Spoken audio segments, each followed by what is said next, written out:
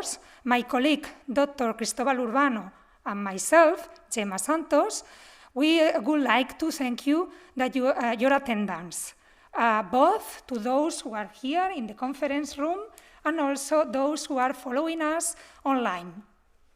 I will explain the structure of this session.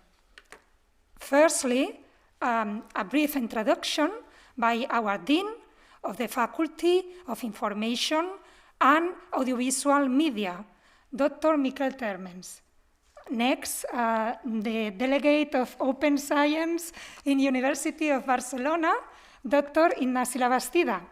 And finally, we are pleased to have here between us, here in this room, Dr. Konstantinos Glinos, head of the Open Science Unit of the European Commission. He will talk about the promise of open science. At the end of the session, we'll have 5 minutes that you can ask us some questions. Okay. Well, we hope that this is interesting for you, all this event. Abans de donar la paraula al nostre degà, només avisar-vos que després farem un descans de 30 minuts aproximadament i aquells que esteu matriculats al curs, tot l'alumnat, anirem a l'aula 307, que està al pis tercer. En qualsevol cas, tant el Cristóbal com jo mateixa estem per aquí i pujarem amb vosaltres. Us ho torno a recordar, 307, d'acord? I sense més dilació, dono la paraula al nostre degà. Gràcies. Moltes gràcies, Gemma. Bona tarda a tothom. Benvinguts a la Facultat d'Informació i Mitjans Audiovisuals de la Universitat de Barcelona. Bé, aquesta facultat ja fa molts anys que estem fent accions variades a l'entorn de la ciència oberta. Fins i tot quan no li dèiem ciència oberta, sinó que eren accions que anaven separades d'accés a dades de recerca, a difusió, bibliometria, etc. Vull recordar que d'aquí pocs dies, concretament el 14 de febrer, farà ja 20 anys que es va publicar la Declaració de Bucarest. Això que ara en diem ciència oberta va començar com un dels trets principals amb la Declaració de Bucarest, que demanava la promoció de l'accés obert a la literatura científica. Nosaltres aquí a la facultat hi hem treballat molt. Una forma de fer possible aquest somni de la Declaració de Bucarest ha estat tot el moviment de repositoris institucionals de les universitats i dels centres d'investigació. D'aquí va sortir, com a acompanyament, les polítiques d'accés obert de les diferents institucions. Hem treballat durant molts anys també amb el CSUC, amb el Consorci de Serveis Universitaris de Catalunya, promovent seminaris, cursos, conferències variades d'aquesta sala i d'altres sales de l'edifici. Per tant, tenim una trajectòria, però creiem que havíem de fer un pas més.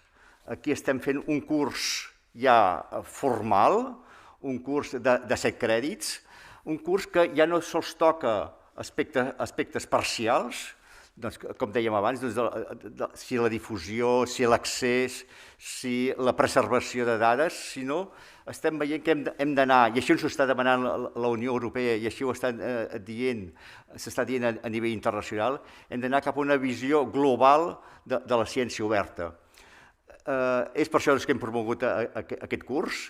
Aquest curs comptarà amb una sèrie d'experts locals i també internacionals. Comencem avui amb una persona ben important a nivell de la Unió Europea i simplement desitjar que això sigui bo per vosaltres, el pugueu treure un gran profit. No és un curs per gent de 18 anys que acaba de sortir de l'institut. Estem parlant d'un curs per gent que esteu treballant o que voleu treballar a l'entorn de la recerca, afavorir que aquesta recerca arribi a la societat, que aquesta recerca pugui ser reaprofitada, que aquesta recerca tingui al final els resultats que tots volem. I, per tant, espero que aquest pla que hem preparat us serveixi a vosaltres. Sense res més, passo la paraula a Ignasi Labastida, delegat de Ciència Oberta de la Universitat de Barcelona. Moltes gràcies Miquel, moltes gràcies senyor Degà. Bona tarda, benvinguts i benvingudes a aquesta primera jornada del curs sobre Ciència Oberta. Avui em posaré el barret institucional, vinc aquí com a delegat del rector per a la Ciència Oberta, per una mica tornar a reiterar el compromís de la Universitat de Barcelona cap a la ciència oberta. Com bé deia el Degà, ja fa 20 anys que hem anat fent una sèrie d'actuacions més o menys actives cap a la ciència oberta. Fa pràcticament 20 anys la Universitat de Barcelona va decidir apostar per les llicències Creative Commons com una manera d'obrir el coneixement que estàvem elaborant en aquesta institució i per oferir-ho a la societat en general. D'aquesta manera vam començar a obrir recursos educatius de manera oberta. Abans d'atacar més el tema de la recerca, vam començar d'alguna manera de forma pionera amb els recursos educatius, una cosa que ara sembla que torna i que també veureu al llarg d'aquest curs. Fa 15 anys, i aquest any intentarem fer algun tipus de celebració, vam establir el repositori institucional. Fa 10 anys vam fer una política d'accés obert que hem anat revisant i que volem seguir enfortint. Hem començat a parlar de dades, de gestió de dades, no sols sinó conjuntament amb altres institucions que estan aquí presents i coordinats tots pel CSUC. Hem també elaborat i revisat els codis d'integritat de la recerca que teníem a la nostra institució, introduint temes de ciència oberta. És a dir, hem volgut anar pilar per pilar dels 8 pilars que la Comissió Europea ens proposava a l'hora de definir la ciència oberta, sense oblidar-nos, per exemple, de la ciència ciutadana, que tot just al desembre vam fer una trobada també amb totes les accions i projectes que estem fent a la Universitat de Barcelona. Possiblement avui seguim fent més accions dins d'un altre pilar, el pilar de la capacitació i de la formació. Hem fet diferents activitats de formació, però crec que aquesta és fonamental. Preparar a totes aquelles persones que han de donar suport per fer que la ciència oberta sigui una realitat. I possiblement dels 8 pilars n'hi ha un que és el que podríem dir que tenim tots més verd, que és el pilar de l'avaluació. Possiblement ens cal fer una reflexió sobre com avaluem la recerca. Si l'avaluem només mirant alguns resultats i on estan aquests resultats, o si valorem i donem valor a la recerca pels mèrits d'aquesta recerca i, a més, comencem a valorar els principis i els valors de la ciència ciutadana. Per aquesta raó, la Universitat de Barcelona acaba d'adherir-se a una proposta que prové de la Comissió Europea de fer part del que diuen l'aliança o la coalició d'institucions que ens volem comprometre a canviar el model de l'avaluació de la recerca. Ara tot just el doctor Linos ens explicava que havia estat mirant quantes institucions estaven en aquesta crida d'elecció i ens veia reflectits allà a la Universitat de Barcelona i comentava que a nivell estatal, de moment sembla que només hi ha 3 institucions. Doncs bé, suposo que aquesta crida cap al canvi de l'avaluació serà un dels temes que ens presentarà avui el doctor Linos. És un dels temes que la comissió està apostant per desenvolupar al llarg d'aquest any 2022 i per tant segur que ens sentirem a parlar i creiem que és important, ja us dic, veure la ciència oberta com diferents aspectes, aquests diferents pilars que la conformen. Doncs res, jo no voldria dir res més, si voleu, presento el... Sí. Perfecte. Doncs, welcome to Barcelona, welcome to this university, the University of Barcelona, and welcome to this post-degree course. For us, it's a pleasure to having you here. And, well, we have Kostas Glinos, who is the head of the unit for open science in this Director General for Research and Innovation. And the floor is yours. Okay. Probably go there.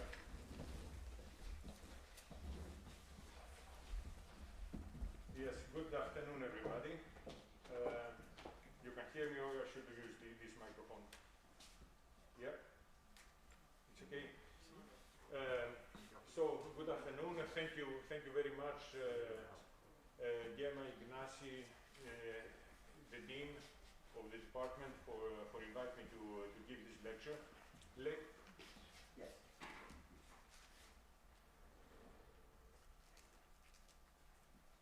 Probably my voice is loud enough. Okay. I said thank you. I'm happy to be here with you. Let me clarify a couple of things. One is that I realize that many of you, or most of you, are professionals dealing one way or another with science, doing research, or being servicing scientists. So maybe you will know about what I'm going to talk about much more than I do.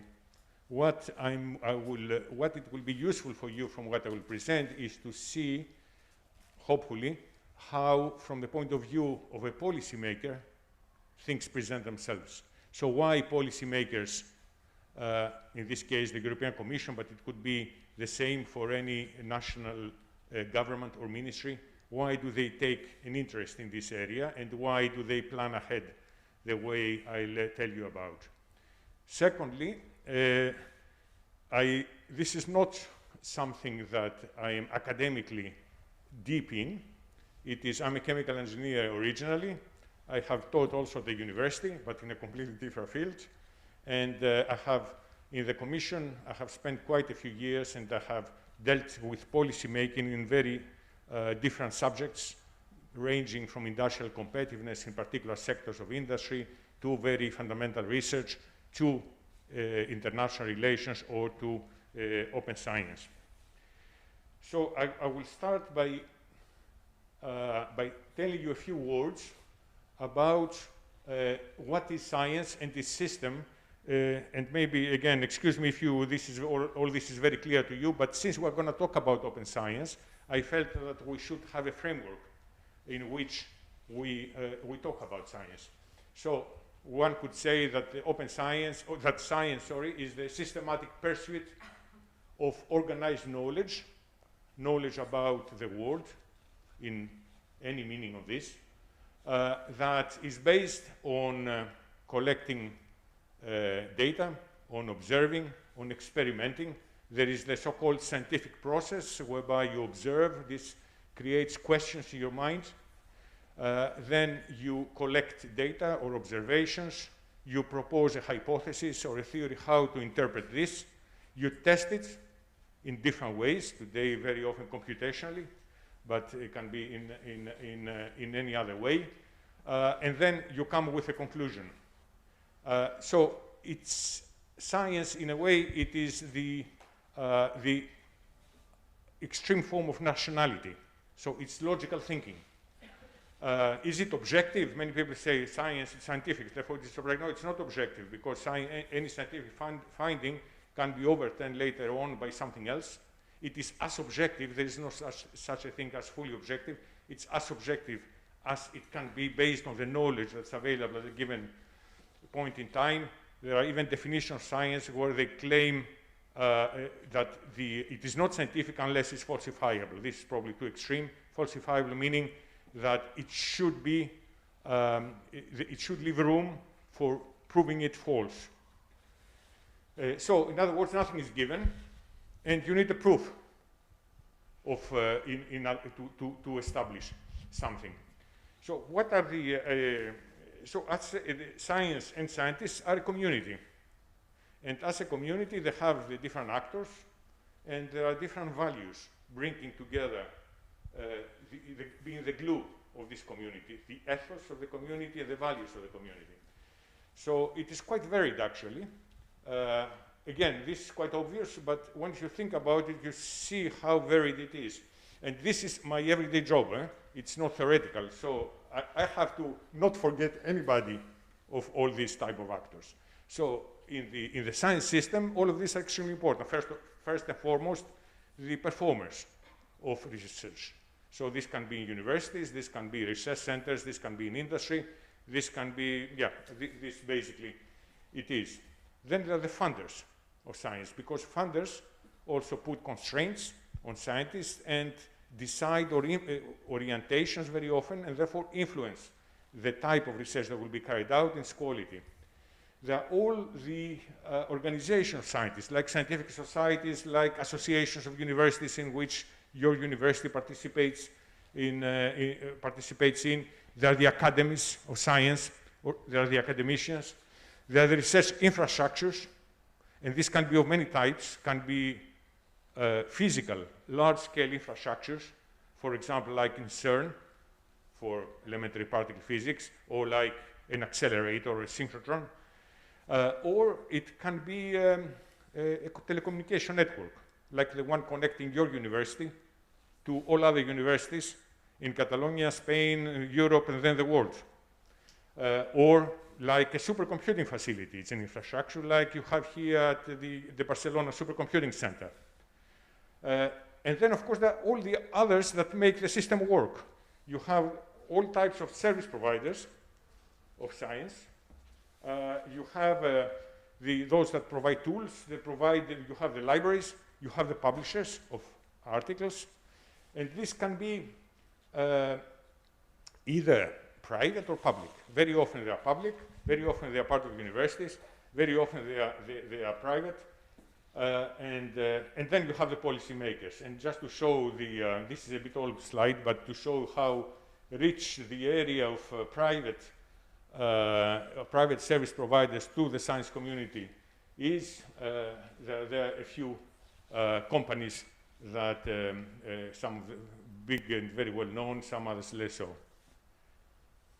So, okay, so this is science, this is the actors. Then how about the values? So what are the characteristics of the science enterprise? So first of all, maybe I'll start from what says there.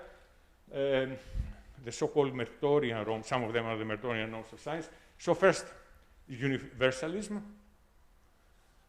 In other words, that something that it is put forward does not depend on the socioeconomic status or the nationality or the beliefs or the whatever of the person, the scientist or the scientific group that puts it forward. So it's a truth.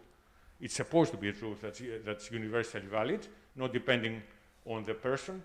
There is communalism, very important one, or some people say communism, because what is produced by science belongs to all scientists, and it is supposed to be shared by all scientists. These principles have been proposed, are valid probably for centuries, but have been written down like this in the 1940s, and they have influenced a lot the kind of conduct of science that we want.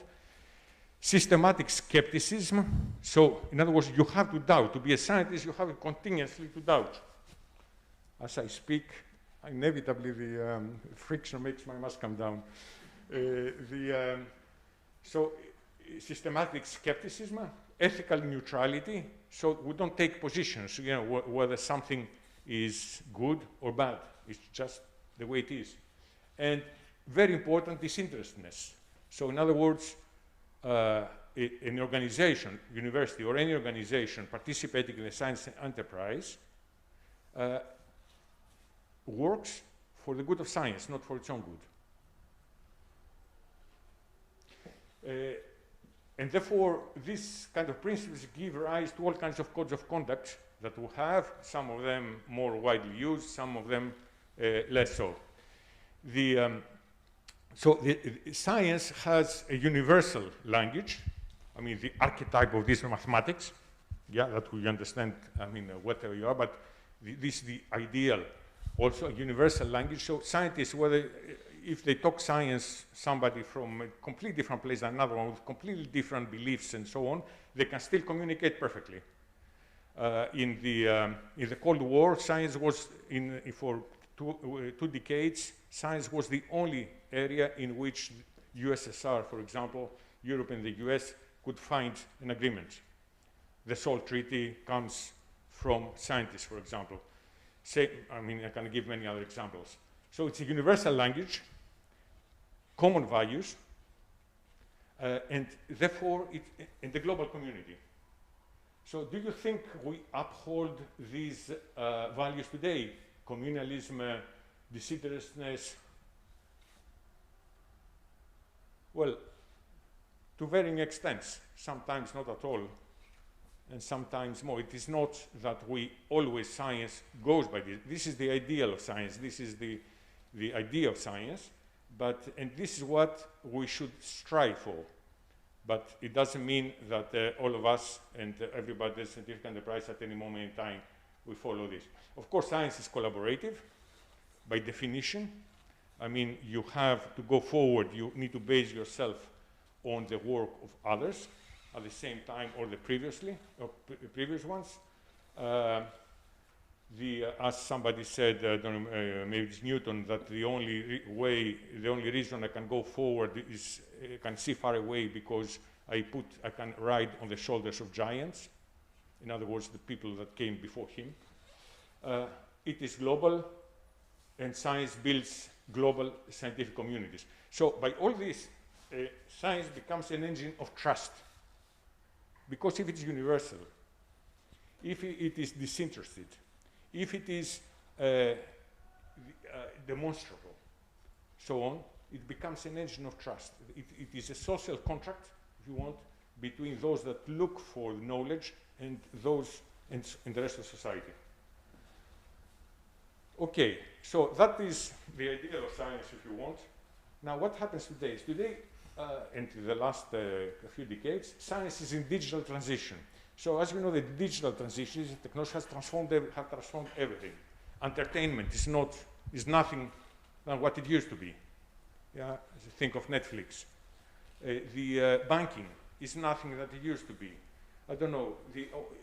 Every area of human activity has been transformed or is being transformed by digital technologies. Science too, yes, of course, much less so for the time being. For the time being, this traditional linear view, question, hypothesis, experiments, and so on, it is very much ingrained in our minds, and it is still the one. But today the process is not linear. It's a network rather than a straight line. The science becomes very computationally and data intensive. Yeah, data is a lot more and more areas of research rely on data to bring them forward, and also on data coming from different disciplines. So the combination of data that I'll talk about later that becomes extremely challenging. Collaborative, it has always been collaborative to some extent, but today it is extremely collaborative. I mean, we have, looking for example at the number of authors in a publication, it goes continuously up over the years. We have today papers that have hundreds of authors, or have a couple of papers having thousands of authors coming from the elementary physics, the elementary particles community, and has multiple outputs. Before, in the traditional process, what you did is you did your research, you did your analysis, you think you found some results worth sharing, and you publish them. You made a paper, and then you continue, you do it again. And the paper would be assessed, people would read it, would say it's a good paper, not a good paper, whatever. And this was it. Today, you don't produce only papers. Today, you produce software that, because you need it and because it is useful for others, you produce data, you produce algorithms, you produce models, you produce and so on. If you think, for example, about all the climate change community and the IPCC, papers is not the important output. Models and data is what they produce. I mean, the main research output of teams. So today, science has multiple outputs, and I should say probably when I say science and research, I use these terms a bit interchangeably, although they are not exactly the same thing. So the question then, if science is changing, is the old system, the traditional science system, fit for purpose. And maybe I should give you an anecdote here that scientists did not always necessarily want to share knowledge, because this gives an advantage to others. And if it is the situation, if it is very competitive, then this is a disincentive to share. So the story of Galileo is famous, who was writing in anagrams, in riddles, his discoveries, and sending it to all the other major astronomers of the time, so that if they discovered the same thing as him, for example, he discovered the rings of Saturn with his new telescope. So if they discovered it also themselves, he could prove that he got discovered it first. But but otherwise, he wouldn't help them by telling them that I discovered this.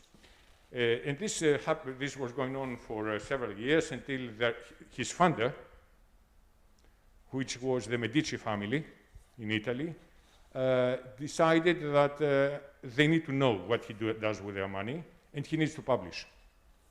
And this is where, I mean, in Italy at the same time, also in England, the publication system started.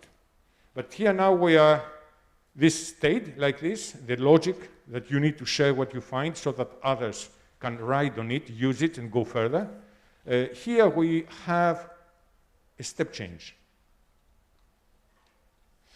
Before I tell you what has happened with the step change, let me also tell you something else about the relation between science and society, because that's very important. So science impacts on society, that's clear. Enlightenment is credited to scientific thought, or largely. You have this famous, the escalator of reason of Singer. In other words, that once you start using your logic, you jump into the unknown, and it is something that was developed for our survival, has other uses as well, that allows humans to elevate themselves above their animal existence. The expanding circle of empathy, and so on. So, oops, I pressed something, probably.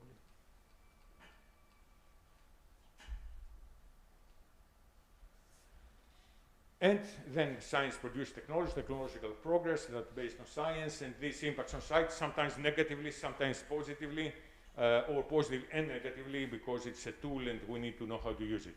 But vice versa also. Science depends also on society's perception structure. First of all, society provides the main financing for scientific research, right? There's private funding also, but the main part of the funding, probably more than half, comes from the taxpayer. And for this to continue, for this relation I was describing before between science and society to be a relation of trust, scientists must be above criticism. Think of what has happened in the last 2 years with the COVID-19 crisis, and maintaining trust is fundamental. So this I have taken from somewhere, but many people ask today, and there are books written about this conference, and so on, probably some of you know better than this than me, but there's a lot of debate about disinformation, falsehoods, about conspiracy theories, and so on. It looks like a lot of people move from the left to the right, from a Cartesian view that I think, therefore I am, which is the basis for scientific development, because thinking means doubting, making a judgment. It is subjective, to a post-truth situation where it's not I think, it's I believe, which you cannot put in doubt. I mean, you believe. Therefore, I'm right. So this is, I mean, balancing between these two things is where our societies are today, and this is why the role of scientists today is even more important than it has been in the past. Okay, so science needs to play its role in society. And science needs to evolve and become adapted to the digital revolution. So, what challenge do we have? If we observe science, and this is a bit pessimistic maybe, or a bit depressing, because I'll be talking about problems, but there are many today. So first, and I will not talk about all of them, but I'll take a few. Firstly, oops, do I do something here? Yeah, probably.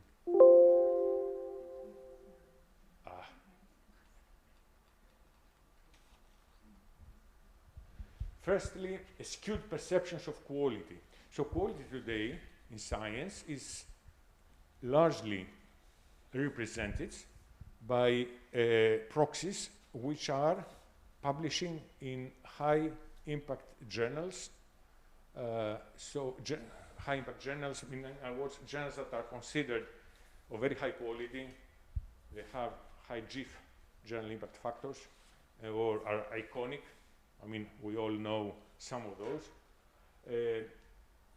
So as somebody had said, what is excellent research? Excellent research is research that it is published by excellent scientists in excellent journals, which journals are excellent because they evaluate research to be published in them by excellent scientists who are excellent because they publish in these journals. Right? It's a circular definition. So this is largely what we have today. The Wellcome Trust did a few months ago a big survey. Almost 50%, I think 46% of respondents replied that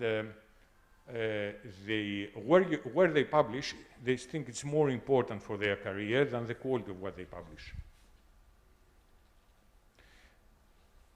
It is shocking. And then issues like reproducibility or replicability. Reproducibility means being able to arrive to the same conclusions based on the same facts, data, and methods or algorithms, is suffering. Do I have a slide? Yes, let me just make a parenthesis on reproducibility. So the papers there are quite old, but actually Nature has made a series of over a few years of articles. You can find many if you are interested. So in health research, we spend globally 300 billion a year. Probably more today because this figure is 2 or 3 years old. And based on the people that try to estimate what part of it is reproducible, in other words, trustable, because of course if you cannot reproduce the results, if you cannot replicate them, then yeah, there's a big doubt. It is as much as 85%, I mean, I cannot believe myself this number, but this is the number published, as much as 85% of it is not reproducible. And what are the reasons that it's not reproducible? Here you have some of the reasons. For example, very often there is poor study design and analysis. Very typically, there is low statistical power. I mean, now with COVID, in France, they had 500 or 600 clinical trials because everybody wants to do his own or her own clinical trial. And then most of those, apparently, from what the French discover, are useless because one is 30 patients, the other one is 35, the other one is 40. They have no statistical significance, the outcomes. Very often, it's due to poor training, mentoring of researchers, poor study design, and so on. Another reason is that the results are not fully accessible. Less than 50% of clinical trial results are being published, especially the unsuccessful ones, which are as useful as the successful ones. The results are not being published. So if you don't know that something was tried and it failed, then you are doomed to repeat the failure again and again, and spend, in other words, more money and waste time to repeat it. Very often, the data or the codes, the software is not available. So something, is supposed to be true, but then you cannot, since they don't publish their models or their codes, it cannot be verified. This is very important, maybe the most important of all, is the so-called cognitive biases that all people have. All of us have cognitive biases. In other words, when you set out to prove something, you have the inherent tendency, subconscious tendency if you want, to pick up on the data that are in your interest, that show what you want to, and to look the other way about evidence that shows what we don't want to show. But of course, this does not result in demonstrably high-quality research. All these are addressable. Nothing of this is fatality. But here, this is the situation we have today. So another example, the second one, focus on stars rather than collaboration. The research culture historically has been, we learn about Einstein, about Lavoisier, about all the great, which is excellent, of course, but we seldom are told about teams.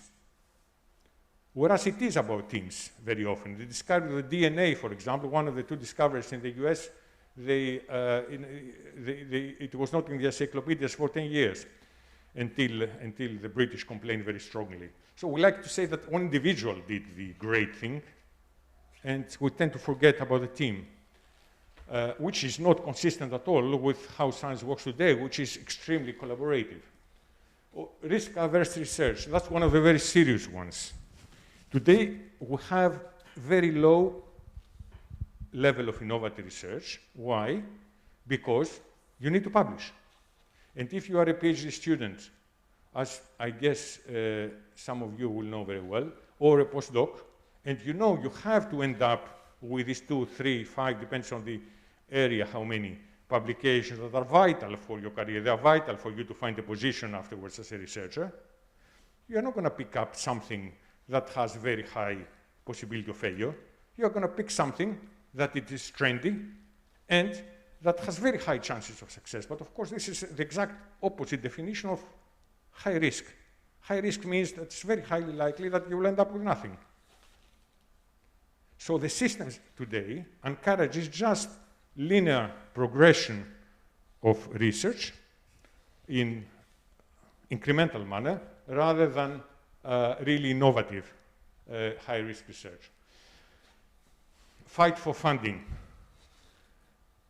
In other gallops that we have done, that have been done, not the Commission, more than 50%, if I remember again correctly the numbers, of young scientists say they will go away from the researcher career.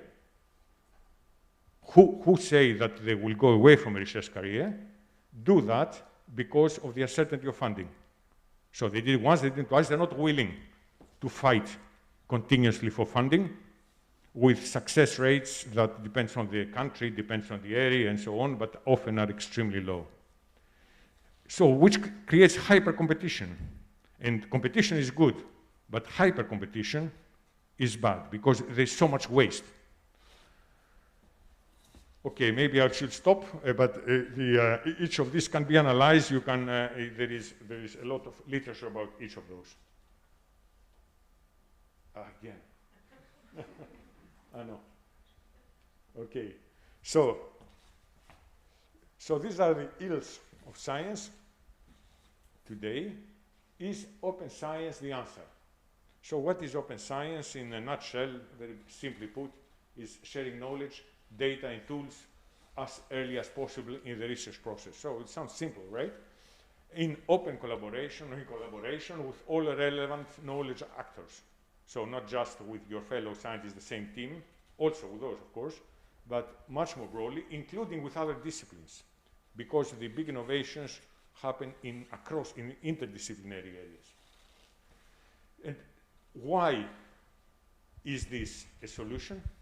A partial solution. I don't say this will solve everything, but why is a partial solution? Well, I think there is good reasons to think that by open science, by doing these things, by sharing and so on, that the quality of research will increase because, for example, producing reproducible results will be rewarded because real quality will matter and not just where you publish.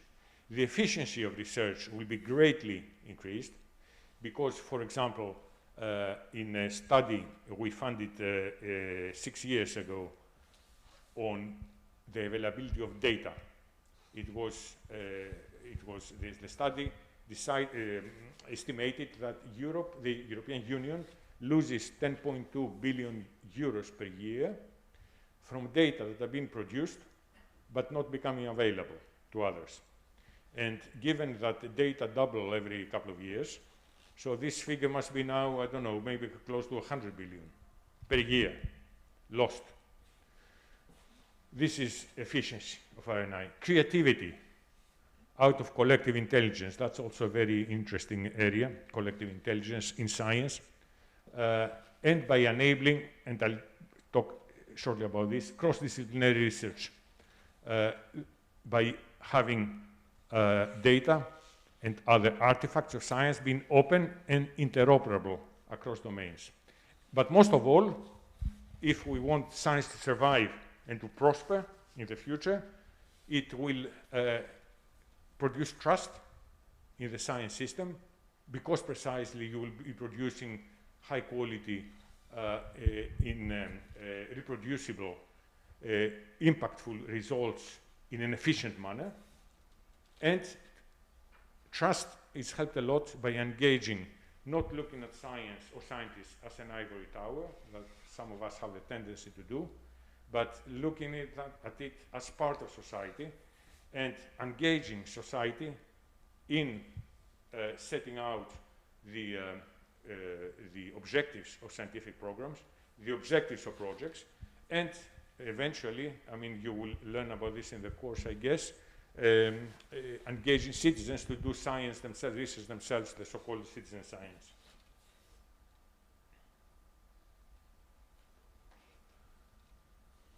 So, has COVID-19 had an impact? Yes, it had a great impact, it looks like. So we have seen during the pandemic, especially the second year of the pandemic, a very strong and broader consensus that existed before that open science accelerates scientific discovery. And that open and fair data, fair means findable, accessible is an acronym, right? Interoperable and reusable, can save lives. This started from day one of the pandemic. You remember that this started, I mean, the search for vaccines started on 11th of January 2020 at the publication by, I don't remember their names, but this Australian and this Chinese researcher that published the genomic genomic sequence of the coronavirus. Everybody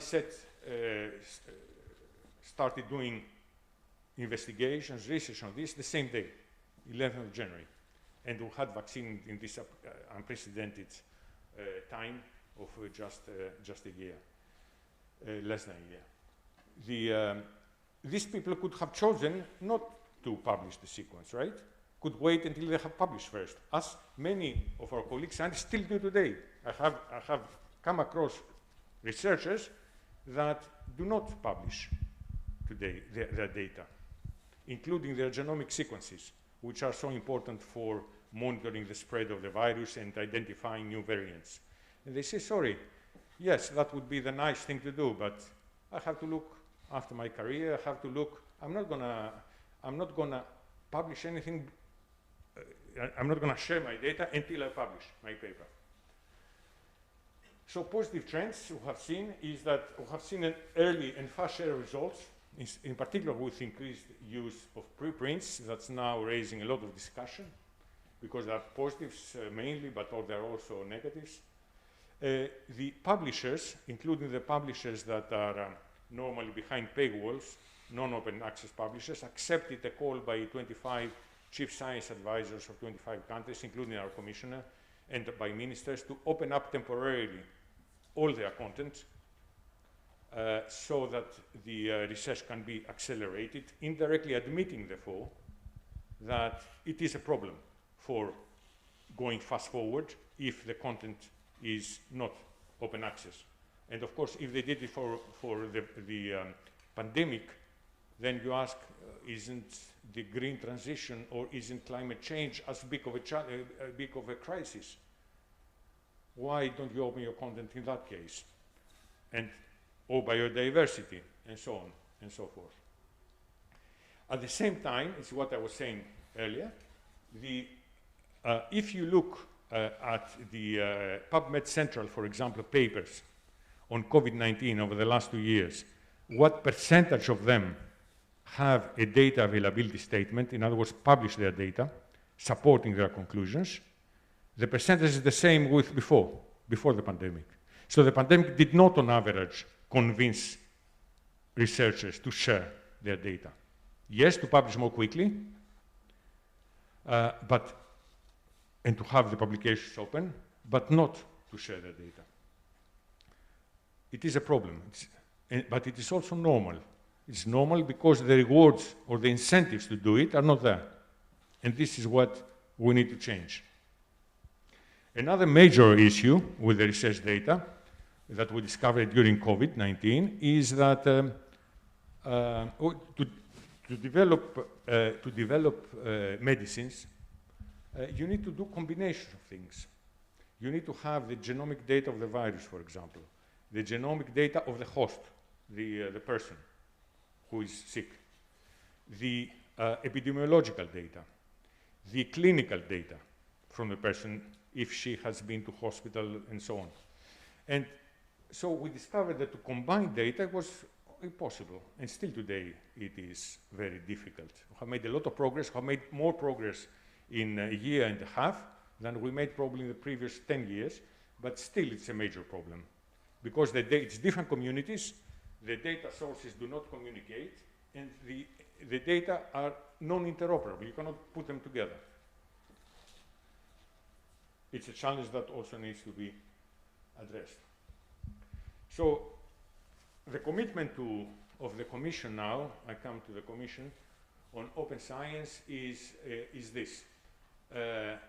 We work along 2 dimensions to improve the practice of research through open science approaches, and secondly, to develop proper enablers, in other words, to make open science possible. Because, of course, if it is not possible, then no matter how you try to disseminate the practices, they are not going to be carried out. So the practice of open science, some of those can be a very long list, are open access to publications, research data management, and on these 2 things, I'm sure you will have lectures. Research data management, where all data are made findable, accessible, interoperable, reusable. Today, probably it's less than 10%, maybe something around 5% that are fair data. We're a long distance from this.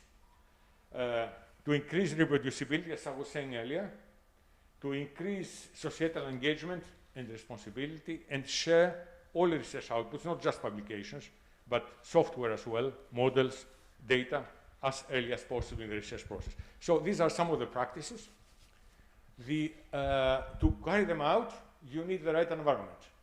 And the right environment, first and foremost, you need an environment that rewards those that behave this way. In other words, they adopt such practices, that they share their data, for example. You need the appropriate skills. You need also to mainstream in research integrity. Open science is already part of research integrity. If you look at the ALEA, the European academies, all European academies, code of integrity code, open science is already there, but it needs to be further clarified and operationalized. Then you need the technical infrastructure that would allow you to do this. So you have a repository in the university, or many repositories, I'm not sure. Okay, it's a necessary infrastructure if you don't have somewhere to put your data or your publication, whatever it is. But in Europe-wide or globally, you need an infrastructure that's interoperable so that data can be exchanged and so on. So you need the infrastructure. So we, in the Commission, we work on something that's called the European Open Science Cloud. Some of you may know it.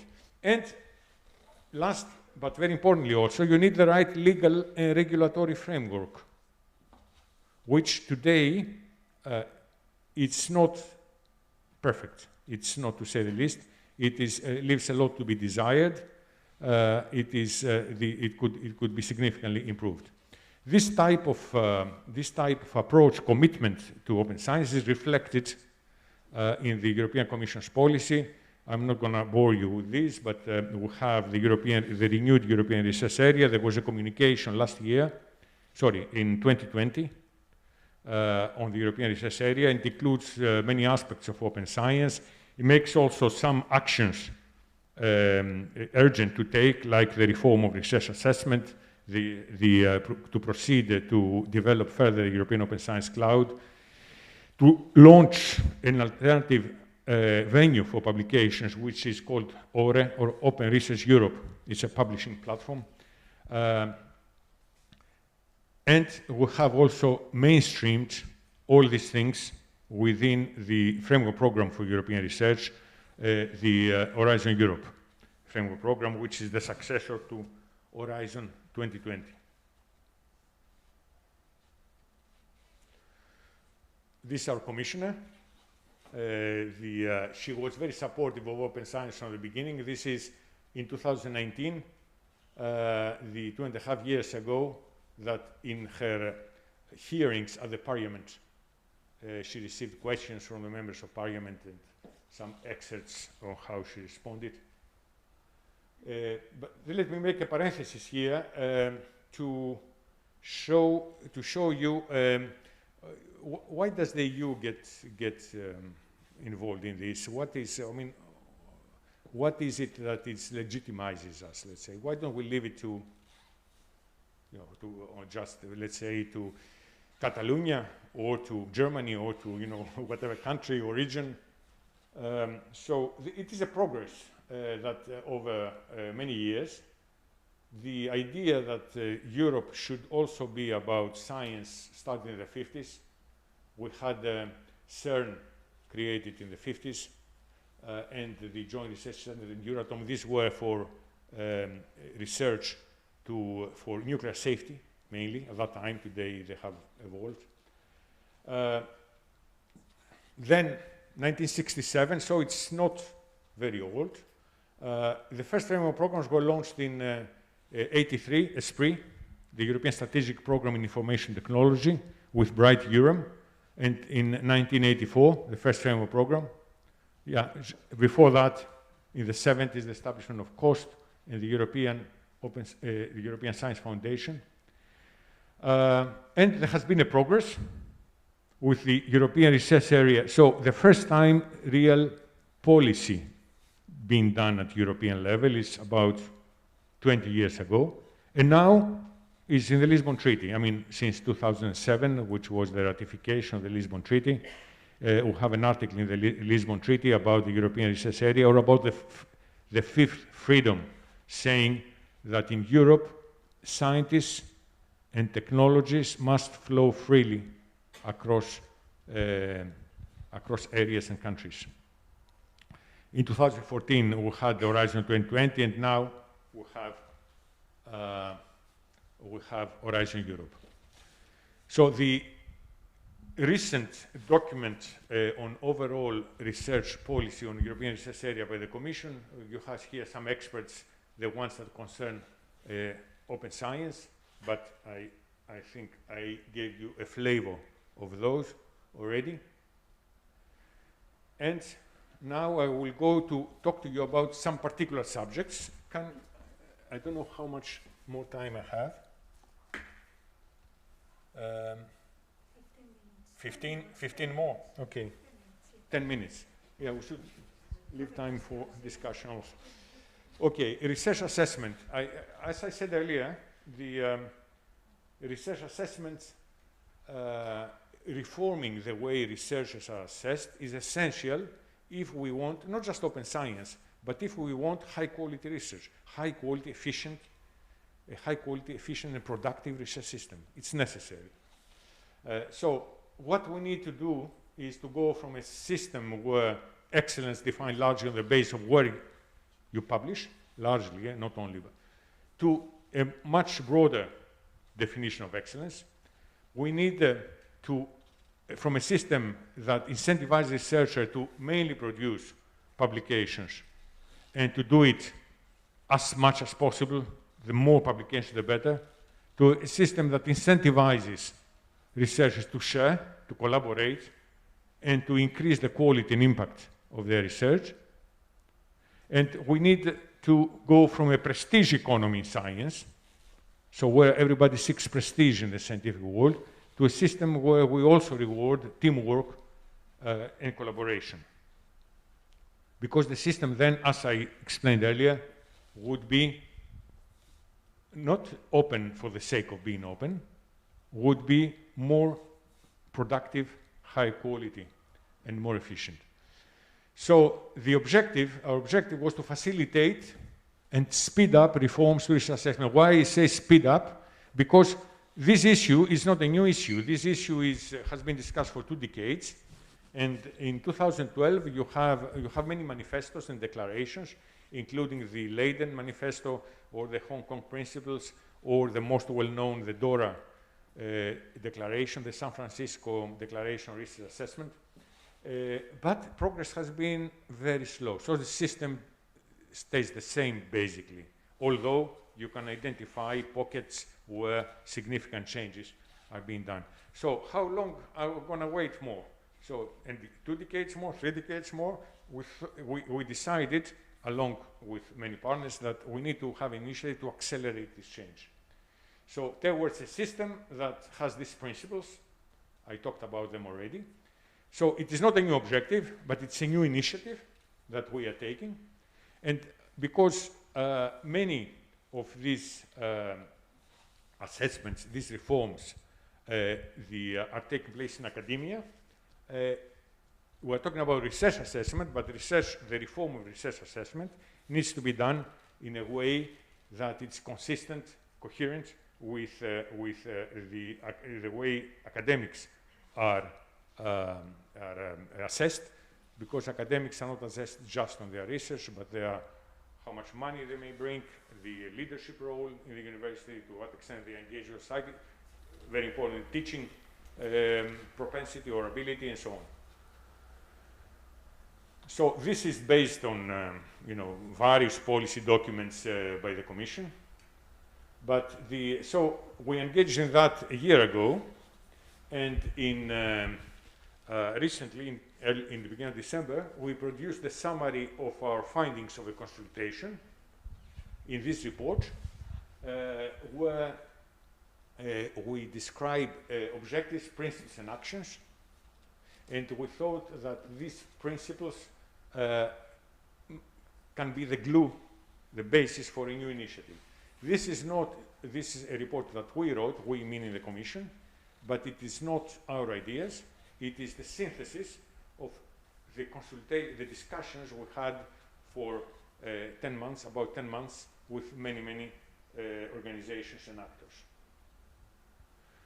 So the idea proposing the report, and that now is being put forward, is that to create a coalition of research stakeholders. And remember my first slide, that I said stakeholders is not just the universities or the research centers, but it's also the funders, and it is also the policymakers, and it is also the evaluation agencies in this case, and so on and so forth.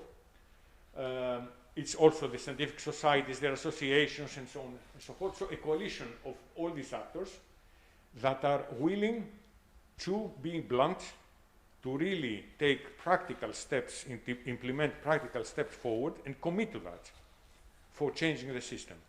It's very difficult to change the system if you go it alone and everybody else does something else, because there is also the issue of interoperability, quote unquote, between your university, for example, and other universities. But if it is in the context of an alliance in which everybody has committed to the same objectives and to carry out the changes within a given time frame, then it makes it far easier. It also makes it far easier the fact that you can exchange ideas with others. You can see what they tried, what works, what doesn't work, and you can decide together the kind of changes that can be done. So that's the idea. The role of the Commission is, we have two roles. What we do now, which is to facilitate the bringing together this coalition, and then we'll pull back, and we already started pulling back, actually. And also we're a funder. So our second role is to apply these reforms to our evaluation criteria for proposals, for example.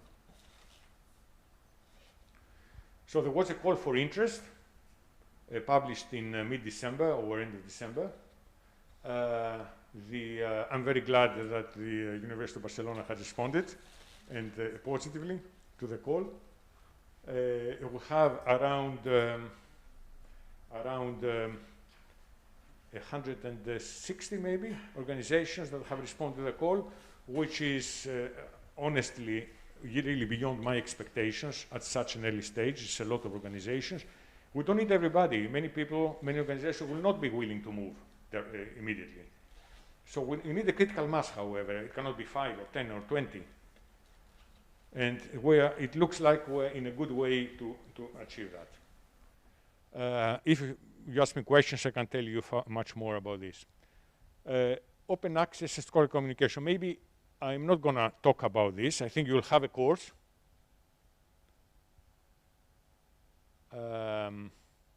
Sorry. Okay, this is about our publication platform, Open Research Europe, and how it works is a new model of publication with post-publication review. So you publish, you submit your article. I say just one word on this because I don't know if it's in your course. You submit your article, you go through thorough checks to see whether the data are of a certain quality, whether you have deposited all the data needed, to see whether there is plagiarism and so on and so forth. And then you publish.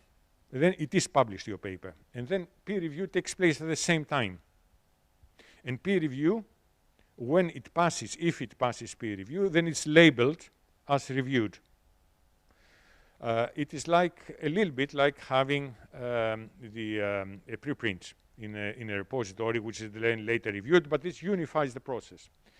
The good thing about this is that you are not likely, since you know it will be published anyway, you are not likely to submit something very low quality, because everybody will see it. It's not that it will be rejected by the journal in peer review and then nobody will see it. And the good thing with the peer reviews equally is that the reviewers, because their reviews are open, have an interest to do a good job, because everybody will do what they said and they can be criticized. And on the positive thing, their review, they take credit for their review, because the review itself is citable, has a digital identifier and so on, and can be used later on in their career, because doing a review is a contribution to the community. Remember this communalism also. Research data management, I'm sure, I know you will have a course about this as well. Maybe to say only here that very often people confuse fair and open. So to manage properly your data and to make your data fair, findable, accessible, and so on, doesn't mean you have your data open. Data can be fair and closed, but you know that they exist, you know who has them. Can be fair and open. Can be non-fair and open, but if it's not findable and so on, only if somebody tells you. And can be non-fair and open. The European Open Science Cloud, this is the infrastructure about which I was talking about earlier, which is nowadays supported by a partnership. The Commission has committed €500 million to support the development of the cloud infrastructure in Europe from between 2021 and 2027. We already have started with the calls of last year, and we will publish a procurement end of this year for the major block, the major piece of the which is the cloud platform. We do this in a tripartite governance, so we will have a partnership with the EOSC Association, which is an association of stakeholders. We have many participants from Spain, including from Barcelona, that represents all the research stakeholders on the one side. On the other side, we have a steering board of member states who at national level put the national efforts in for the development of the cloud, because you need to do things at EU level, but you also need to do things at national level. And thirdly, the Commission. That's why we say tripartite, Member States, Commission, and all the research stakeholders in the association.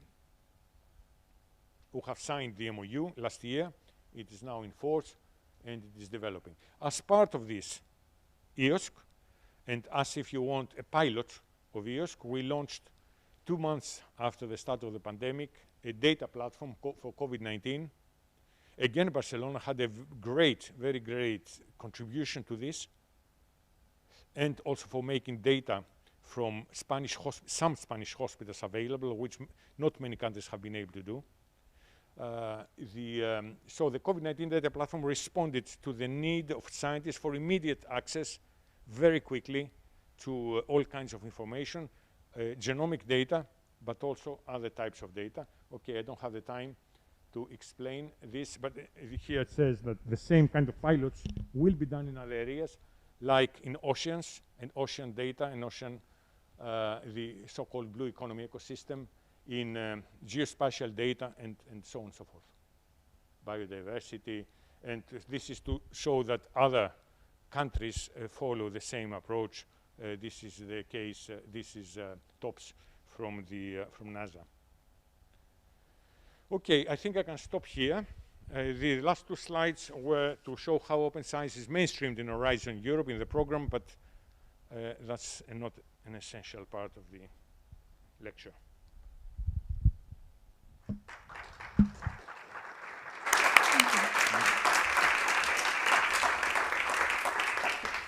Thank you very much, Dr. Glinos, for this wonderful conference.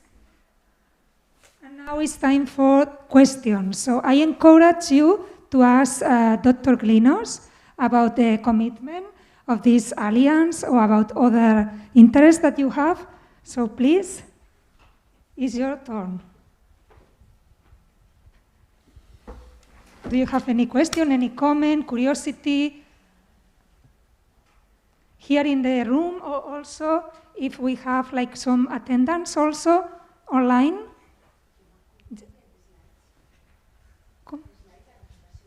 Sí. ¿Tens alguna pregunta, Bea? No? Mira, ara diria que hi ha alguna pregunta online. Sí?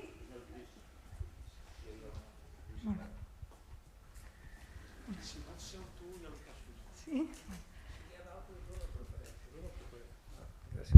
Well, thank you very much for the conference and to explain us that Europe is doing an open access. Clearly, we support this, and that is doing at European level is really a motor for that we try to do in our countries. But I am a bit surprised, and sorry, perhaps surprise is not the word. Why the European Commission is not supporting the idea of the keeping the copyright with the author? Because in my opinion, it's also an idea that can help to transform this scenario where the content is not owned by the researchers, but is owned by companies or societies. Yeah, that's a very good question. So the European Commission has many departments and parts, as it was said at the beginning. I'm coming from the research and Innovation Department.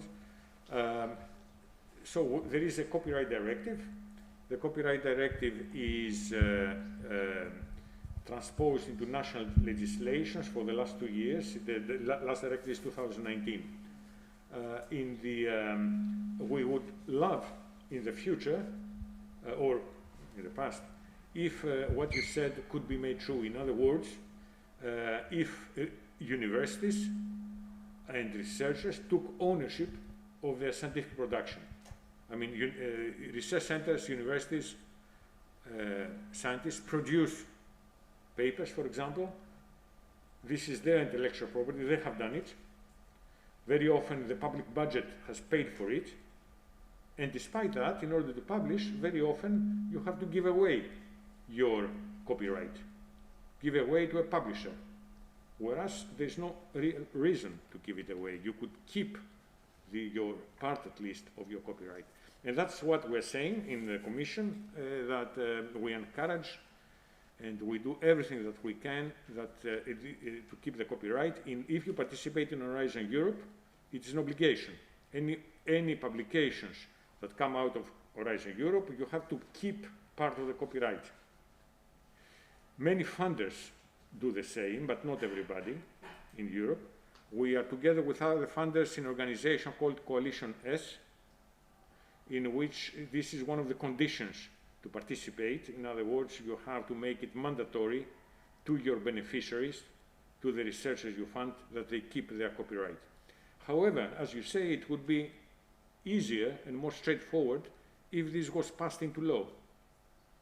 And there are 2 or 3 countries in Europe that have passed part of it into law.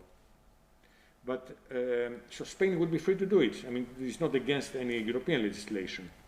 It would be very nice if we had your support to pass a European legislation, a regulation, to do it across Europe in one go, rather than doing it in each country separately.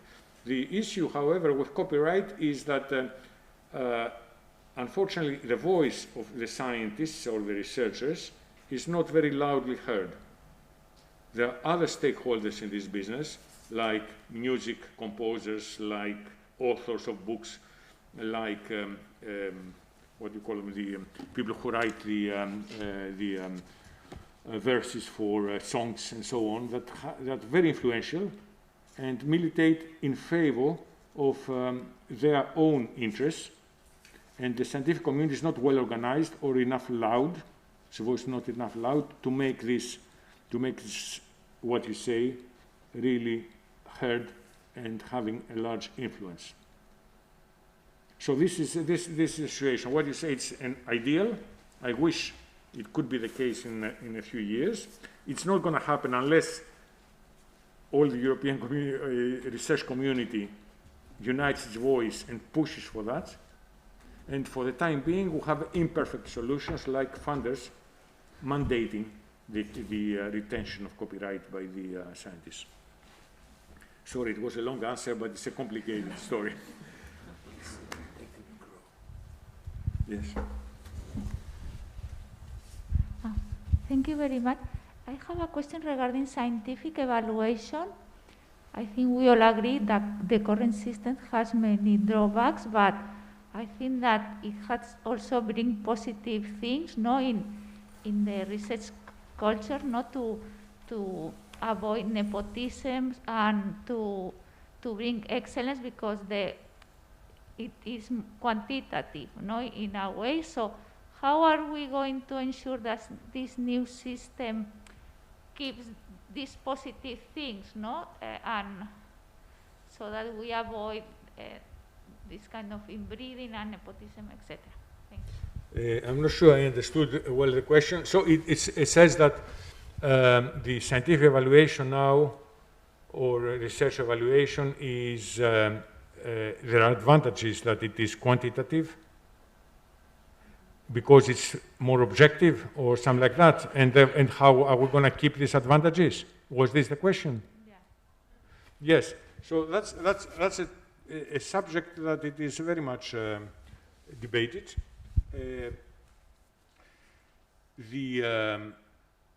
Yeah, I mean, if you decide to allocate money to scientists or to whoever, a group of people based on an objective criterion, then it has the advantage, obviously, that the rule is upfront known and nobody can complain.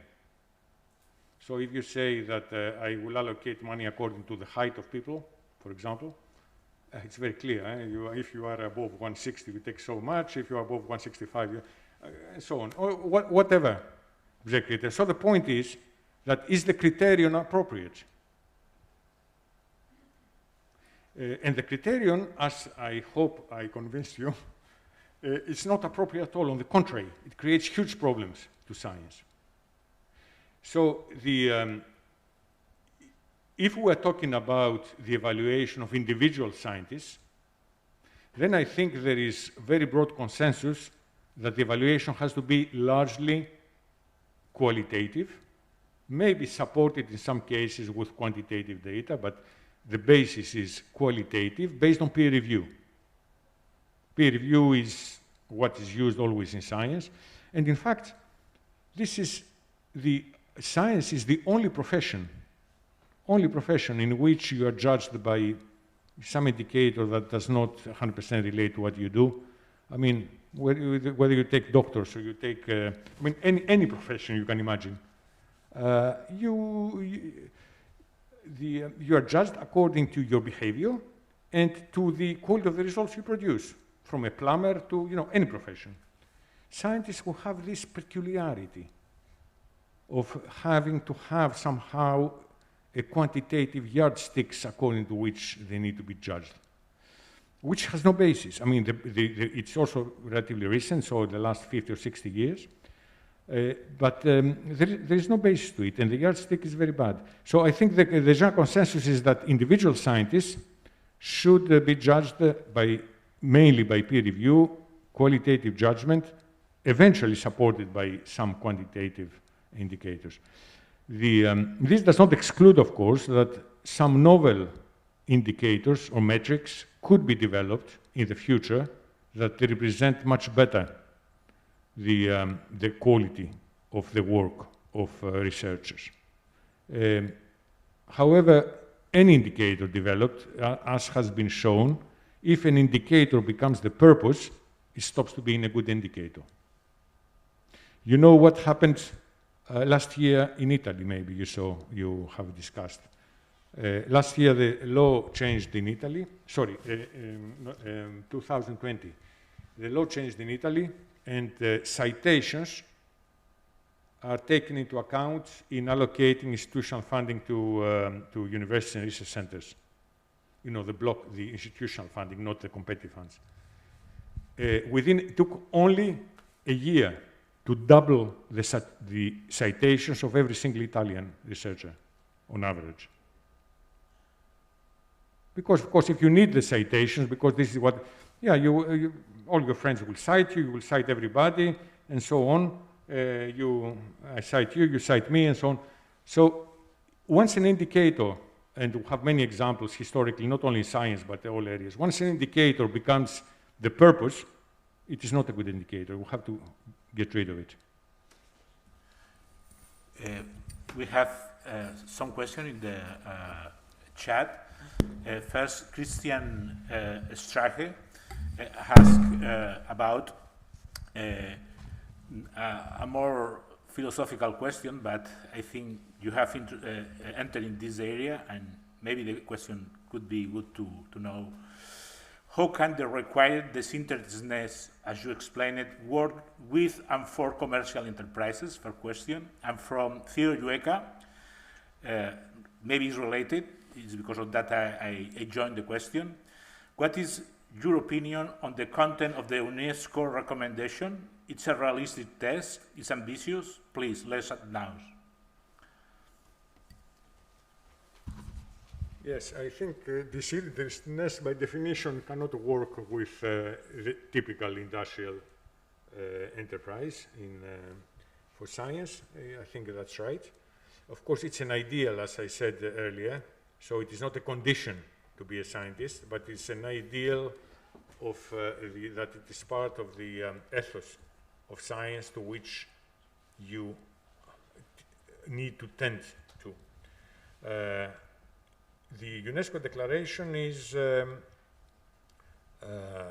we're extremely happy with it. We worked closely together, as well as many people and organizations, with UNESCO for its development. I have to say that I didn't believe it could be done so quickly and could be agreed by all these countries, every country in the world, because it's quite ambitious.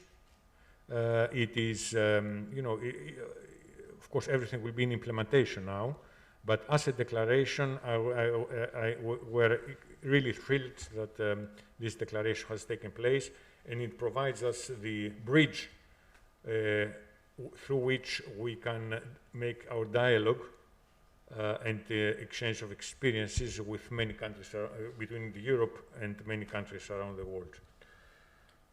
So very positive about UNESCO. Okay, thank you very much. I think it's nice to finish with a worldwide perspective with UNESCO and with that last words. Thank you very much, Dr. Blinos, and thank you very much for everybody in the streaming area and here in the room. And okay, let's begin.